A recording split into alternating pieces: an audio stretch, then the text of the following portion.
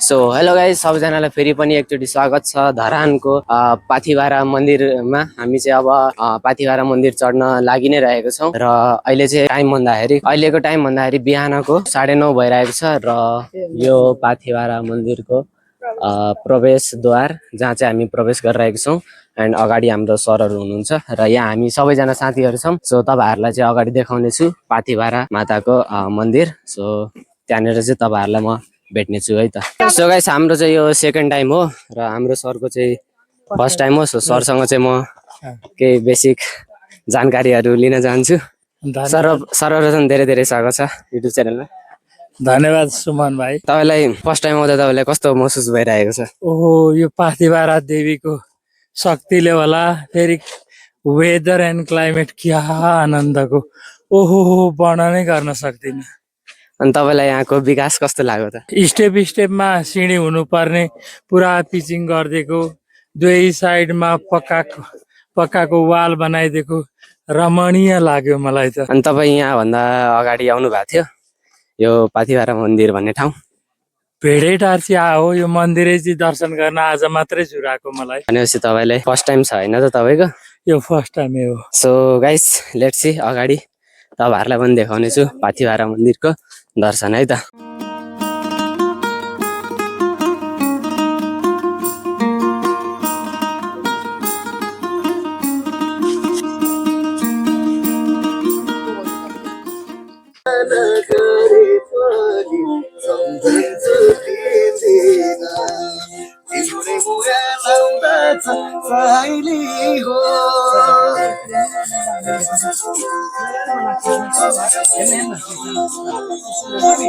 आज मैले भातै राखायो तिउन्त गावाको, आज मैले भातै राखायो तिउन्त गावाको, के माया गर्थ्यौ तिमीले फाइदी जस्तो जावाको, के होला स्टोरी तिम्रो मन। सो गाइस, हामी चाहिँ पाथिभारा मन्दिर आइपुग्यौँ एन्ड हेर्न सक्नुहुन्छ तपाईँहरू यहाँको भ्यू होइन। यो चाहिँ यताको एन्ट्री गेट एन्ड यो चाहिँ हाम्रो पाथिभारा मन्दिरमा जस्ट हामीले प्रवेश गऱ्यौँ ल।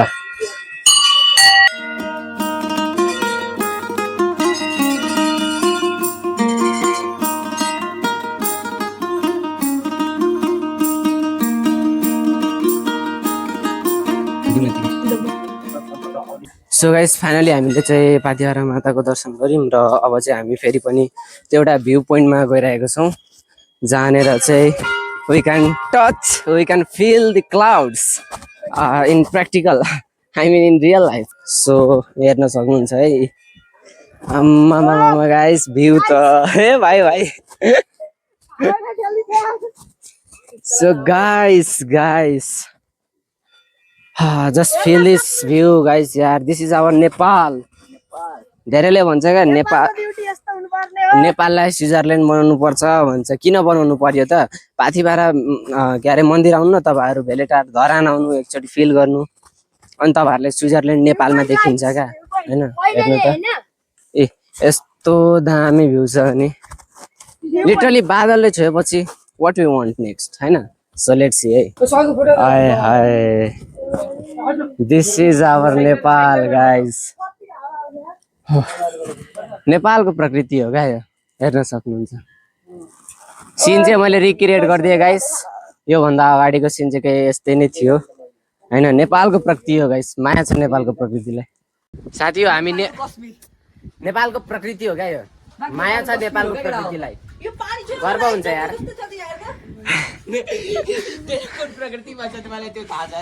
मलाई नेपालको प्रकृति एकदमै मन पर्छ।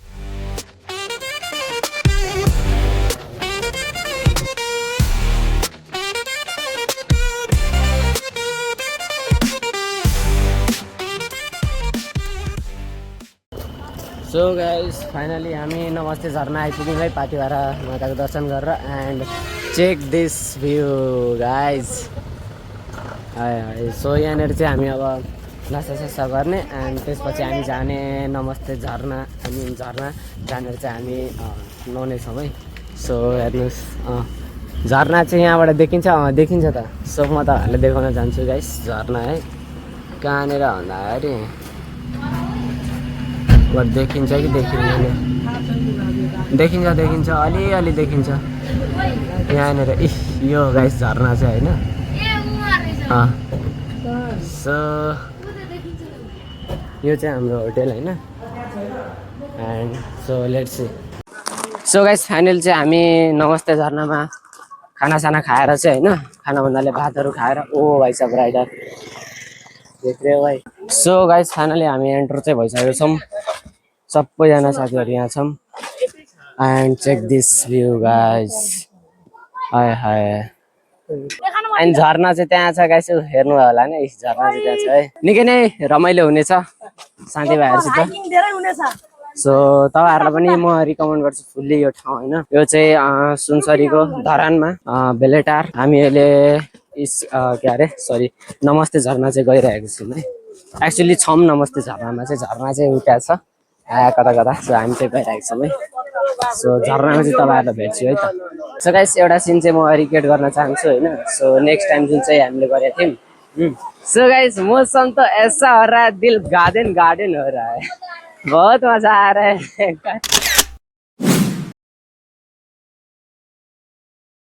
भाई साहब मौसम तो ऐसा हो रहा है कि दिल गार्डन हो रहा है भाई नहीं चले बहुत मजा आ रहा है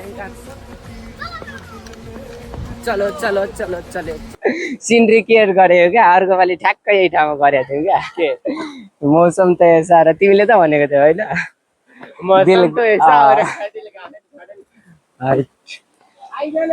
क्यामेरामा चाहिँ अलिक कस्तो अलि नराम्रो त नभनौँ तर जे कुरा क्यामेरामा हेर्नुहुन्छ त्यही कुरा रियलमा फरक छ क्या हेर्नु त यस्तो माथि ठाउँमा छ क्या सो गाइस फाइनली हामी आइसक्यौँ नमस्ते झरना ओ भाइ साहब देख रहे भाइ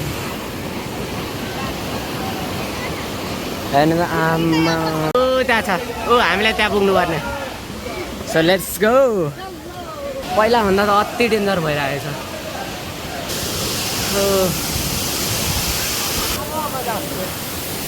सो गाइस हाय हाय हेर्नु त कस्तो दामी भइदिइरहेको क्या यहाँ आएपछि लाग्छ क्या पैसा वसुली भनेर अति दामी क्या एन्ड तल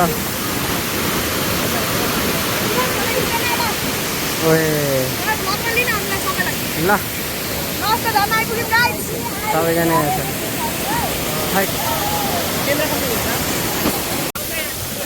सो गाइस एउटा भ्यू देखाउँ तपाईँहरूलाई एकदम मिठो भ्यू इन्जोय गर्नु गाइस ल चेक दिस भ्यू गाइस एक नम्बर भाइ होइन हाइटमा कसम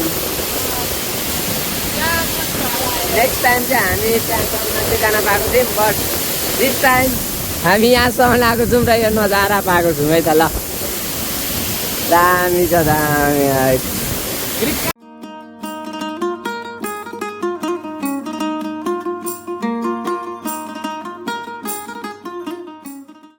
सो गाइस हामी चाहिँ अब गइरहेको छौँ भाइरल झुला जुन चाहिँ तपाईँहरू त्यहाँनिर हेर्न सक्नुहुन्छ है ल फाइनली भाइरल प्लेस पनि आयो एन्ड हामी चाहिँ अब चटपटे बनाउँदै होइन इन्जोय गर्दै अब माथितिर जान लागेको सो त्यहाँको भ्यू पनि तपाईँहरूसित सेयर गर्नेछु है त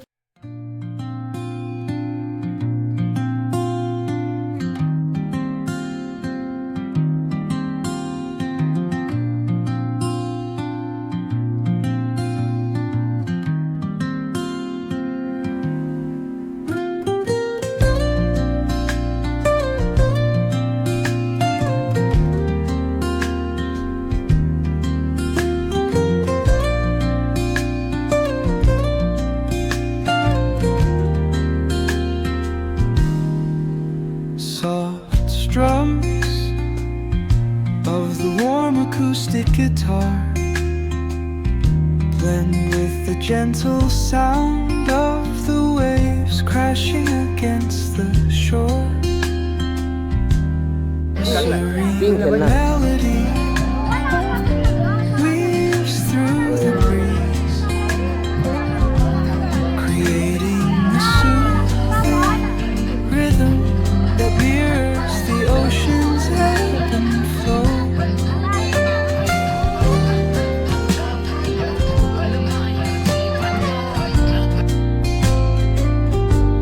The sound of distant बढी हटाएर bells and the rolling.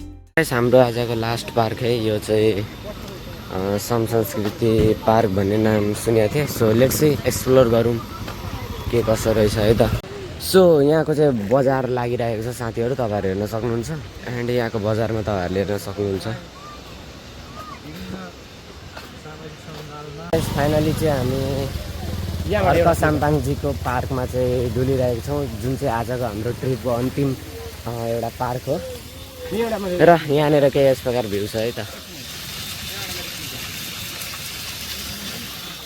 So त्यही होला हेर्नुहोस् त सो यस्तै होला अब चाहिँ हाम्रो ट्रिप यहीँसम्म रह्यो सो आजको भिडियोलाई यहीँ समाप्त गर्दै हजुरहरूसँग बिदा माग्न चाहन्छु हस्त धन्यवाद जय नेपाल।